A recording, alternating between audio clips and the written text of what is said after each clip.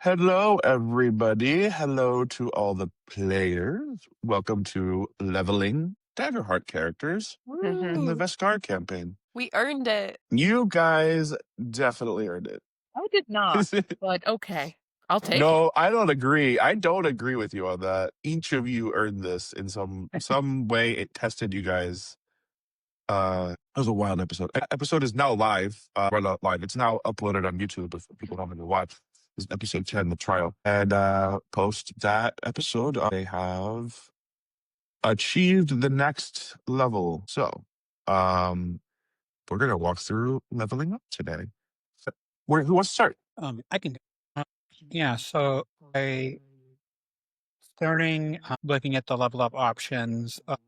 It's like I could increase traits, but I already did the ones that matter. So like the ones that are left over are not that interesting. And I could increase evasion, but my evasion sucks so much that increasing it by one doesn't make much of a difference. What is your evasion? Just out It's of like curiosity. 9 for some It's reason. 9, yeah. Yeah, 9? I know. Which it could be 10, but I'm still going to get hit every time. How many so. armor slots do you have? I think I have the equivalent of leather armor, Wow. but it was only this last Yeah, you do. You do. the 3. It was only this last episode that I really started using my armor because we haven't even hit Mhm. that much. Yeah. But yeah, so ultimately, and I already used the increased experience one. So ultimately, I decided to gain a stress slot and an extra domain card. Nice. So my 2. That does seem like a good idea, honestly. I don't want to. I'm not trying to like give away anything or anything, but I feel like in your sort of bag of tricks, like I don't think it's a bad thing to have another stress slot. Yeah. I do think things will probably be more stressful increasingly as the campaign goes on, sort of in a general sense. I don't think that I have been using my stress as much as I should strategically, You but have a lot of abilities where you can take a stress to do something, right? well, especially the Infernus one where I can turn a fear roll into a hope for a stress. Yeah, Yeah, that one's yeah. really good. You can really ruin the GM's plan for like a scenario or an encounter by doing that. I think you vote did for it that. during a trial, and it was like, I was, He did. It was amazing. uh-oh.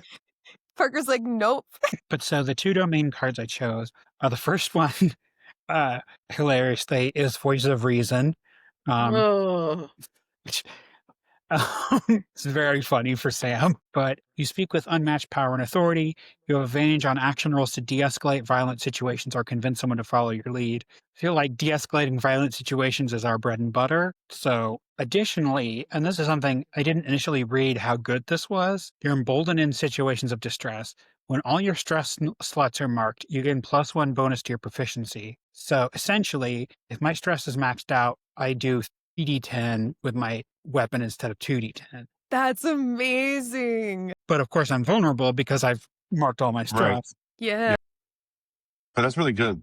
And the other one I chose was a Second Wind. Once per rest, when you succeed on an attack against an adversary, you can clear 3 stress or a hit point. On a success with hope, which this is nice synergy because I can make sure that it's with hope, you can also clear 3 stress or a hit point on an ally within close range. So I can potentially clear a lot of stress once per short rest. It's interesting. That could put you like real close up in a bunch of stuff too. Well, yeah, and the nice thing is it's like, I using it, if I'm using the ability to make a roll, a hope, I'm still clearing 2 of those stress. So, and it's Awesome. interesting that it's like one that gives you a much bigger advantage for stress, but you could use it for a hit point. Because most other things that I have that do healing are even on this, like heal 1 stress or 1 hit point. This Mhm. is specifically much better if you use it for stress. I think another interesting thing is this puts me at 5 domain cards. So Yeah. officially full. If I get any more, I have to start putting them in the vault. Yeah. Oh, that's cool. I've been waiting for the vault to be like a mechanic that we unlock. I think it's going to add a lot of complexity here. I'm afraid of the vault for that very reason. Looks like Parker will be the first to experience it. Likely. Yeah, it's interesting. There's a tension definitely with the choose an extra domain card because the later you choose it in a tier, the higher tier that domain card is. So Yeah, it's yeah, yeah, if you wait to do it till level 4, then you're getting an extra level 4 domain card instead of a 3. yeah. They I remember that was like one of the first things that stuck out to me about how like character leveling worked was I was like, oh, there's a question here. It's not like a just a choice. It's like a what do you want? You know? But yeah, that's pretty much it. Excellent. Well, I can go next. yeah, go ahead. So similar to Parker, I'm also taking another stress slot, which I already took one last level, but I think I need another one. And then I'm increasing my evasion because I had to spend a lot of hope during the last episode preventing Dutch from hitting me with stuff, which I can as a rogue raise my evasion by I think it's 1, but I have to spend 3 hope to do it. Yeah. So, I'd rather get it to a 14 from a 13. Just a little harder to hit.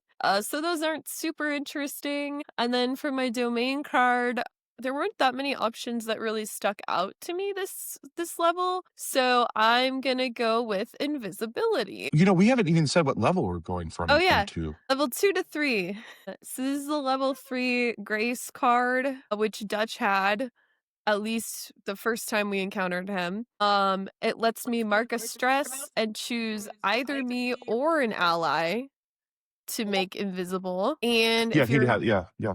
And if you're invisible, attacks against you are made with disadvantage and you cannot be seen except through magical means. There's like some situation with tokens that basically sets a clock for it. And every time you take an action, you spend a token, like it puts down the clock. So I really don't know like how that'll look in non-combat situations, but we will figure it out. I thought that was interesting. It almost prevented me from picking it because my spellcast modifier is only +3. And 3 actions really isn't a lot, but it was more interesting than the other one. So we're going invisibility. I feel like it really works with your character because you've previously hidden in plants a lot. I That's was just true. thinking that. That's not really an action. Yeah, it's one action. I hide. Yeah, if we have a situation like in the CCTM where I'm just like sitting and observing something, I think it's very applicable, which I guess I kind of do like the balance of it because if it was like time based in a game like Daggerheart, I think it's very easy for something time based to become kind of OP versus like a system like FB, which is a lot more structured around time. Time is a lot more ambiguous in Daggerheart. So it is balanced. And Parker, I think you're right, actually, that a lot of times I've hidden, just haven't done anything. So maybe it is good after all. I think that you've done nothing. I think you're like mechanically action has been like observe or That's hide, true. you know? Yeah. Like you're the only person who's witnessed what happened inside the CCTV, for example. Yeah. Which I think was brilliant, truly. So I think I'm gonna say like well, depending on what's happening in the scenario, I'm not gonna have the 3 action rule in play all the time, probably. I'm probably gonna give like one of the things I like about Daggerheart is that certain effects are until the end of the scene. Yeah. So I think that It could be easily determined by I the can have stakes. you, yeah, exactly, yeah. Or the goal even, just not even the stakes Mhm. necessarily, but like what the goal is. I could have you sit in a plant in an office space for 24 hours or so. I mean, like if you wanted to, you know, I'd be okay with that. Effectively giving you like a stealth advantage, Yeah. like over and over again. Well, and it's a spellcast roll, so I can't always cast it again, too. Like, Yeah, that's something really that I love about Daggerheart. As a rogue, being a caster class, there's no concept of a spell slot. So effectively everything is kind of a cantrip, but you have to roll for it. And some things you have to spend stress or hope for. So as long as I have stress available, which now I have 8 slots, I could theoretically do this 8 times in a row, which is cool. that's great. Awesome. All right, let's move on to Esther with Nadezhda. Okay, Nadezhda, let's see. Level up options. Choose domain card, deck card. Let's see what we have. Ooh, chokehold. Counterspell. Flight. Oh, I would love flight. Damn, I can only get one more. That would be so ironic if you got flight. Yeah, that would be so That'd be funny. so funny. Out of pure spite. And you would do it. Yeah. Spite flight. Flight. Please let me that be one of my experiences. Okay, no, I can't.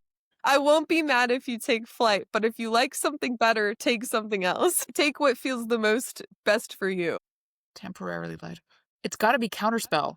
We're fighting like gods and sorcerers, being like, no, that doesn't happen. But man, I would love to fly. The flavor potential on Counterspell, too. Yeah. With like how we've defined the way that magic works. 100% it's counterspell. I wish it were something else, but it's counterspell. I feel like Nadezhda has real wet blanket energy. Just like, no.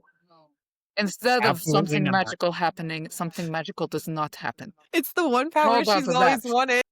You did not fill out the forms. Bless Or you. what was that I said to Shibble that you liked, Parker? Please stop Please doing stop things. doing things. Yeah. Yes. Please stop doing things. I think Gibbo had previously said, I could start a fire, and you were just like, please stop doing things.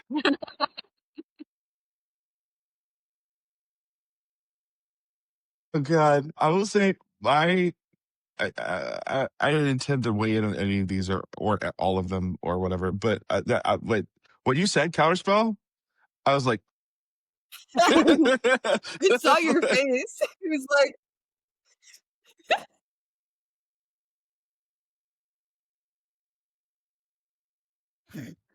Okay.